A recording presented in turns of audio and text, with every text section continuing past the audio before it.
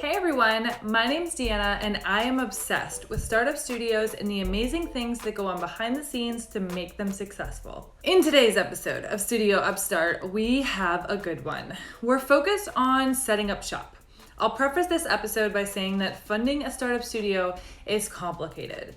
Because it's often a messy process, I want to be sure that founders have everything else in place before they go out and seek funds.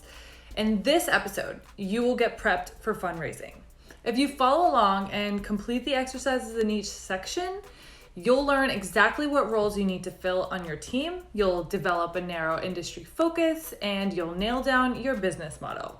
You'll also learn about legally structuring your studio and the startups that come out of it, which is very important. Finally, you'll get clear on the funding options available to you and choose a model that fits your goal. Be sure to subscribe to this channel and click the bell icon to be notified when I release the next episode. And trust me, you don't want to miss that one. We're going to go in depth, like way in depth, with some funding examples from some of the most successful startup studios. So without further ado, let's dive in. When launching a studio, the first thing you need to do is put together a kick-ass team. I've talked about this step in some previous episodes, so I won't go in depth on why this is important, but I've been getting some questions about the specifics. For example, how many people should be on the team? What roles should you be looking to fill? Will it be harder to get funding if you don't have a physical space and opt for a remote team instead? You should focus on answering the questions on this slide before searching for team members. The clearer you are about what type of team you need to build, the easier it will be to source candidates. Here are some industry standards I've developed by comparing over 50 studios in the US market. As far as team size goes, there's a ton of variation. The older, more experienced startup studios often have over 25 team members, but they list board executives and venture partners in addition to core product builders and engineers. So while teams can have anywhere from 2 members, example, Messiah Ventures in New York, to over 100 members, example, Idea Lab in California, on average, startup studios operate with 8 team members. There are a variety of jobs to be done within a studio, but here's the general overview of how the team should be structured. There are a few, meaning 2 to 4, managing directors and general partners. These are senior folks who are in charge of operations and partnerships. They aren't typically building products. Then there are the product people, the designers, the builders, and the makers. These team members wear a variety of hats, and on average, there are 3 or more. You'll want to have a head of each department, and technology is a big one. Even if the head of tech is working alongside other engineers, of which there are on average 2 other, you want someone who can make the final call when there are disputes. So you're going to want a head of technology. Finally, you have a business development, sales, and marketing team. Established studios have a lot of these folks, but new studios can operate with just 1 to 2. For a new studio, you really only need to have a team large enough to handle a little bit of marketing outreach and a lot of lead generation and sales. Your venture won't be mature enough to leave the studio for the first year or so anyway, so you have some more time to build up a marketing team here. Lastly, in addition to skill specialties, you should consider any potential team members' network and connections. The more partnerships you can develop, the faster, easier, and cheaper it is to build ventures. When it comes to developing the internal team, here are some answers to a few of the most common questions I get. Question number 1. Where do I find / how do I recruit for these internal team members? So my advice here is to recruit for these roles as you would any open job position. Specifically, you should set up a professional page on LinkedIn, an angel list, and then you should post for the specific job or role that you're looking to fill and filter through the applications you receive. In addition to inbound recruiting, which is people coming to you, you should outwardly search for individuals who meet your criteria and then reach out with a message expressing your interest in getting them on your team. Even if they aren't able to join your team at the moment, they may be interested in partnering with you or helping on a per project basis. The second most popular question I get is about compensation. Now, assuming your studio is not yet funded, you need to get honest and creative. Individuals looking to join a startup studio and a startup in general understand the value of equity and partnership. So determine how much equity you're willing to give up and start to structure your positions as necessary.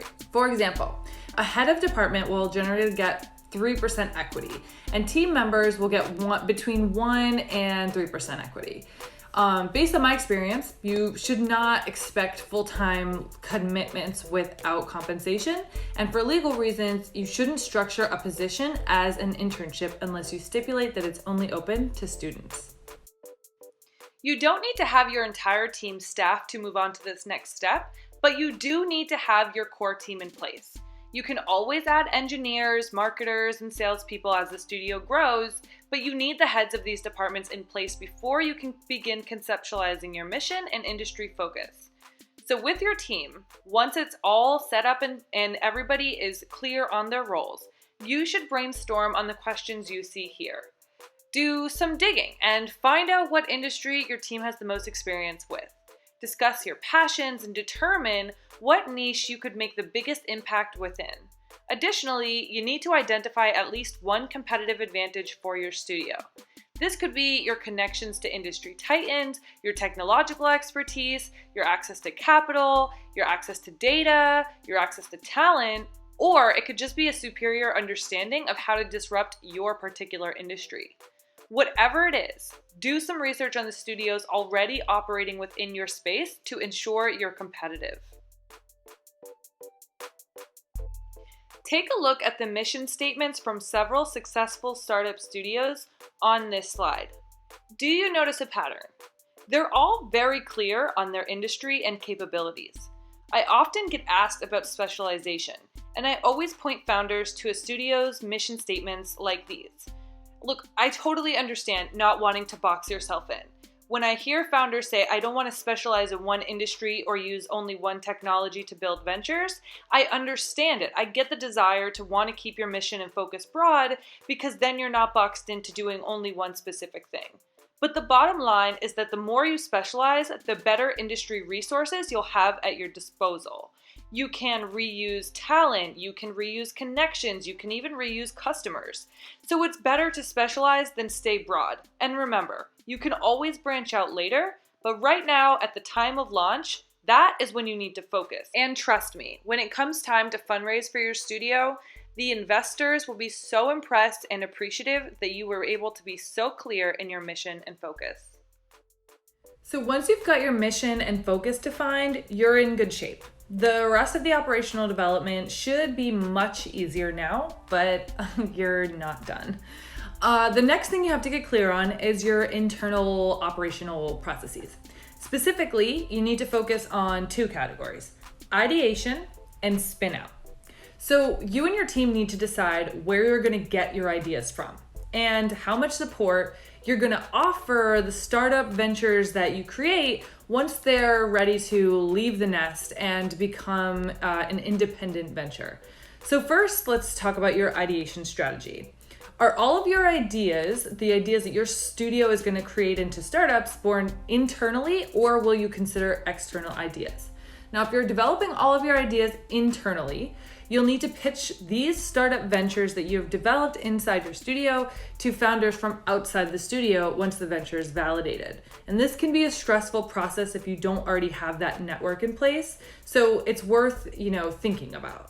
On the other hand, if you take ideas from outside, you need to understand that you'll be partnering with an existing team of entrepreneurs and thus bringing them from outside where they've been working on their venture the whole time into your studio. And you'll provide, technology, some funding, connections, marketing, space, and definitely your human capital. So your internal team members will be working with them on their startup venture.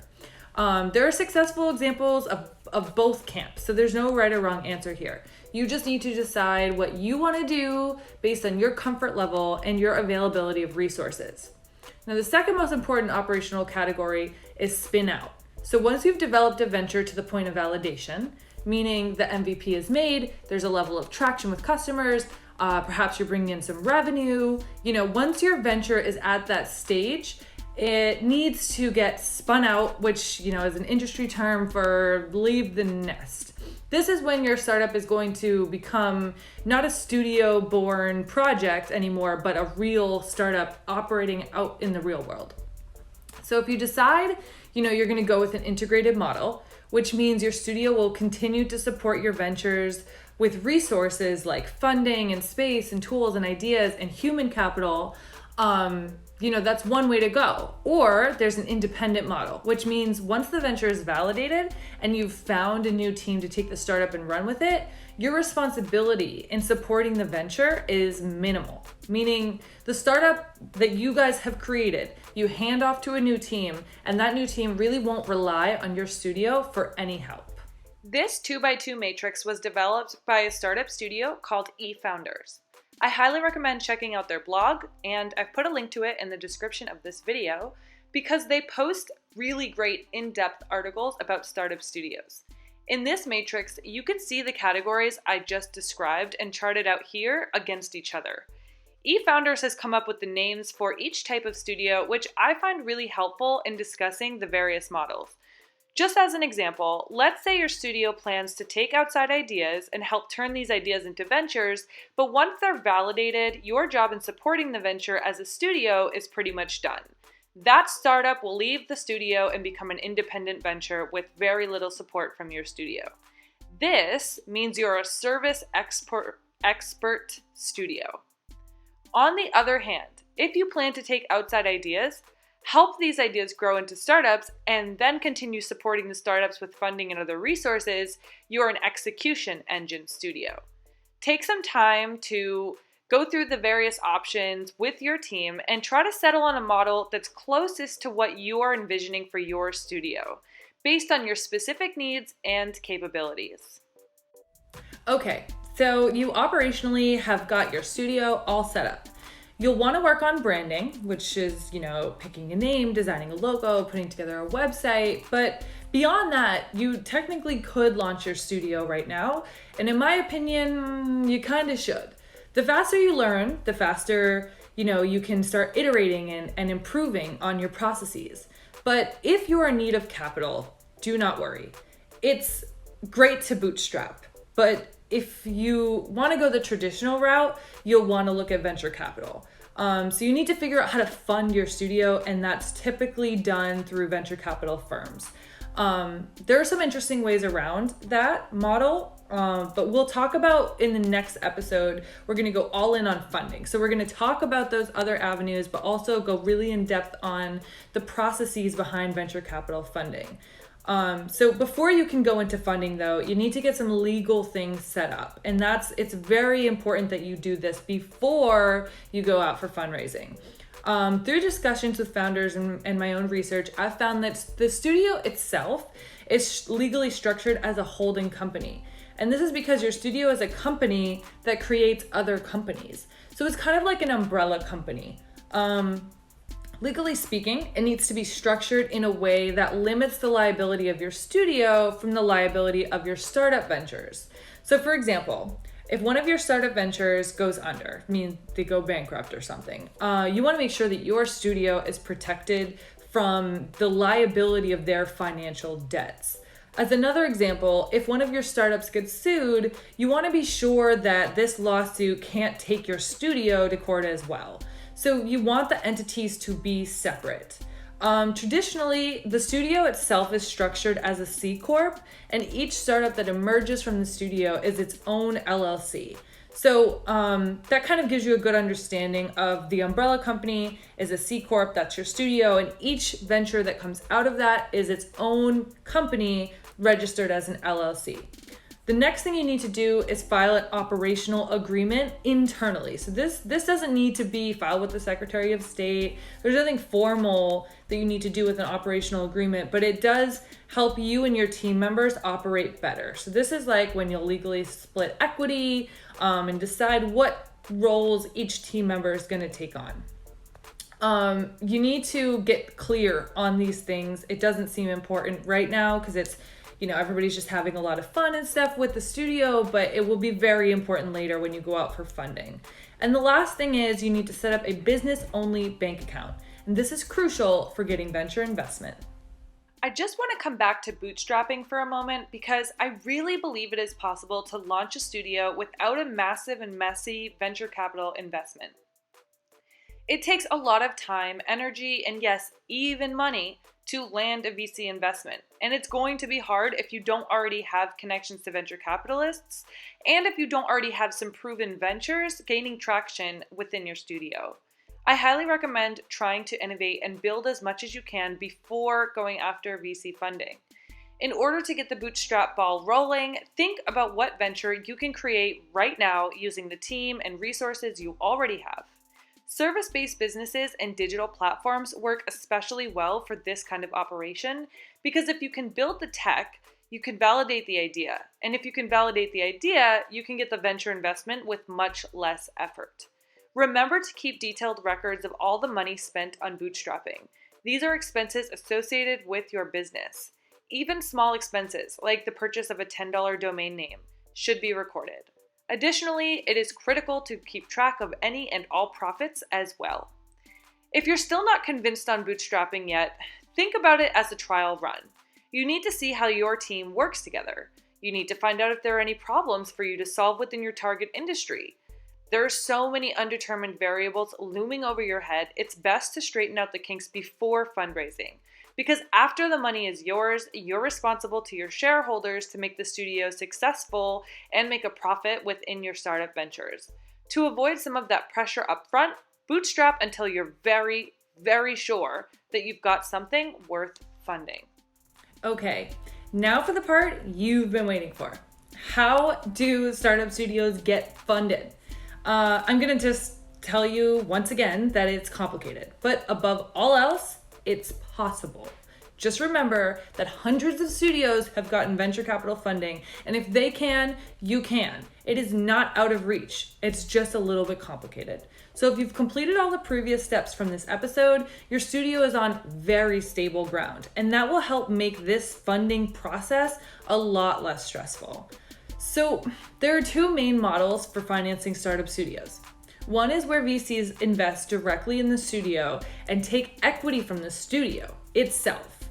The other is where VCs invest directly in the startups created from the studio and own the equity in those ventures. So in both cases, there's a way for studio founders to get paid salaries and make return on revenues and, make return on exits from the studio, from the startups that are created from the studio. But the specifics are different depending on the model. So your team has to decide, number one, how much control of your startup studio do you want to give away?